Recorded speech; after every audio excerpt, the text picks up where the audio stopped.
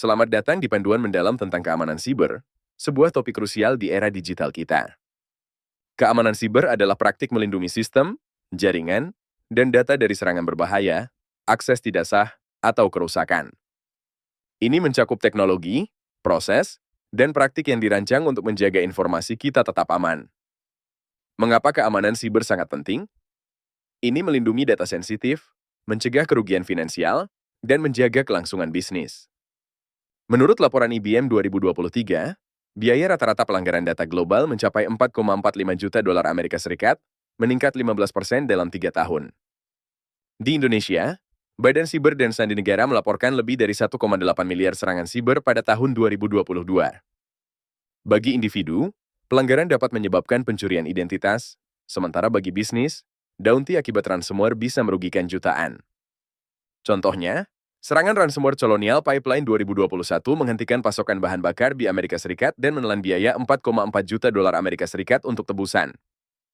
Ada berbagai jenis serangan siber yang perlu kita ketahui dan waspadai. Malware adalah perangkat lunak berbahaya seperti virus dan ransomware WannaCry, yang menurut laporan Europol, menginfeksi lebih dari 200.000 komputer pada tahun 2017.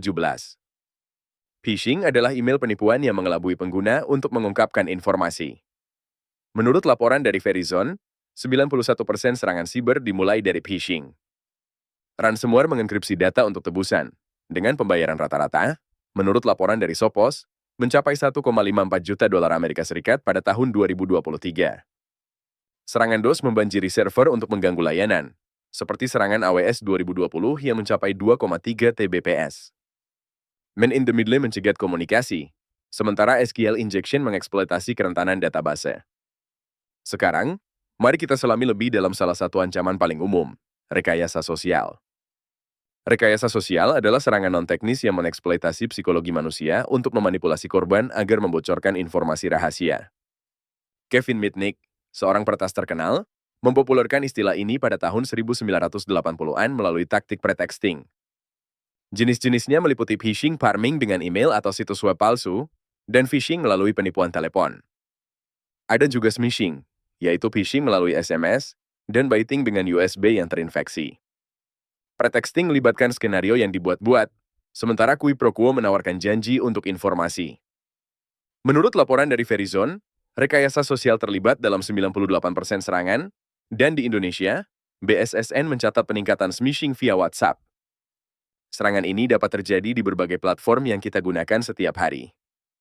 Di WhatsApp, penipu sering menyamar sebagai anggota keluarga dalam keadaan darurat, seperti grandparent scam yang menurut laporan Bareskrim Polri, dilaporkan lebih dari 1.000 kali di Indonesia pada 2023.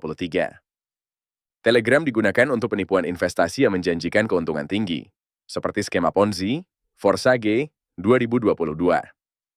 Facebook Messenger sering menjadi sarana penipuan hadiah lotre atau peretasan akun yang meminta tebusan. Email dan LinkedIn juga digunakan untuk penipuan tawaran pekerjaan palsu yang menargetkan para pencari kerja. Untuk melindungi diri, ada beberapa tips pencegahan yang bisa Anda terapkan. Selalu periksa detail pengirim email atau nomor telepon, arahkan kursor ke tautan untuk melihat URL sebenarnya sebelum mengklik.